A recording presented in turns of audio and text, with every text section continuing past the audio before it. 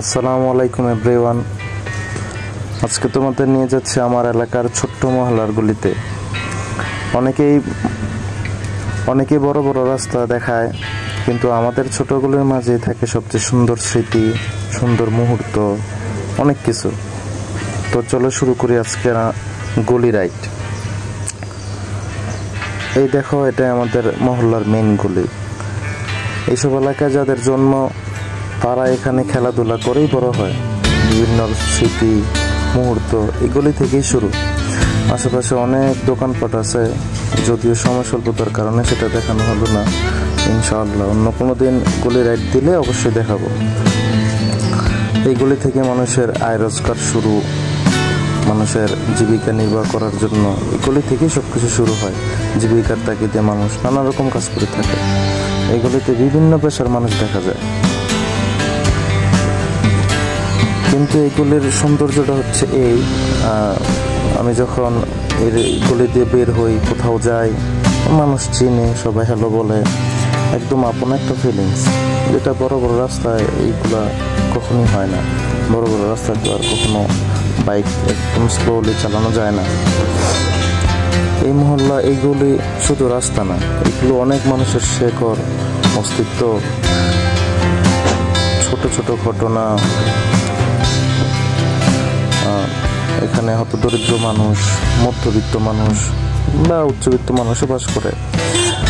সব মিলিয়ে একটা বড় একটা পরিবার। মহল্লার গলিতে বাইক চালানো নিয়ে আসলে কখনো ব্লগ করবো এরকমটা ভাবেই নাই। তবে এই মহল্লায় আসলে অনেক স্মৃতি জড়িয়ে আছে এই মহল্লাতে।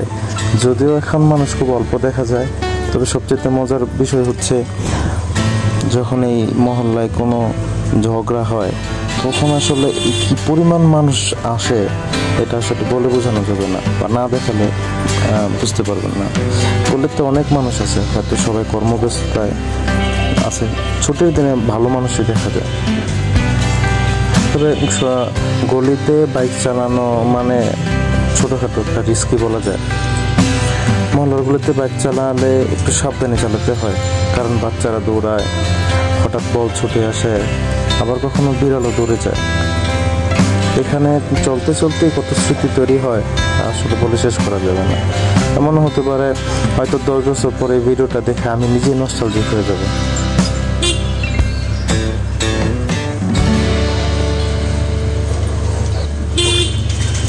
এখানে সবচেয়ে মজার বিষয় হচ্ছে এখানে বিভিন্ন জেলার মানুষ বসবাস করে, কিন্তু কেউ কারোর সাথে তেমন মতবিরোধ নেই, ঝগড়া এইগুলো খুবই কম হয়।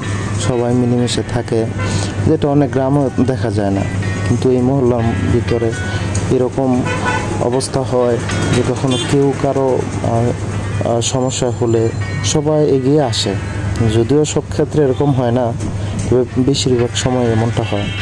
এটা আমাকে খুবই আনন্দ দেয়। এখনও এই মানুষের মধ্যে এই ব্যাপারটা কাজ করে, একজন আরেকজনের পাশে আসে, বিপদে আপদে এগিয়ে আসে। এটা অনেক ভালো লাগার একটা বিষয়। এখানে আরেকটা মজার বিষয় হচ্ছে সন্ধ্যা হলে সব কর্মজীবী মানুষ যখন আসে, তখন সবাই একসাথে হয়, গল্প আড্ডা বা বিভিন্ন মোড়ে মোড়ে চায়ের দোকানে বসে আড্ডা দেওয়া হয়, চা খায়। এই ব্যাপারটা আরও সুন্দর মুহূর্ত। সারাদিনের ক্লান্তি, তারা সন্ধ্যা একসাথে বসলে সেই ক্লান্তিটা দূর হয়ে যায়। এটা আসলে আরেকটা সৌন্দর্যের বিষয়।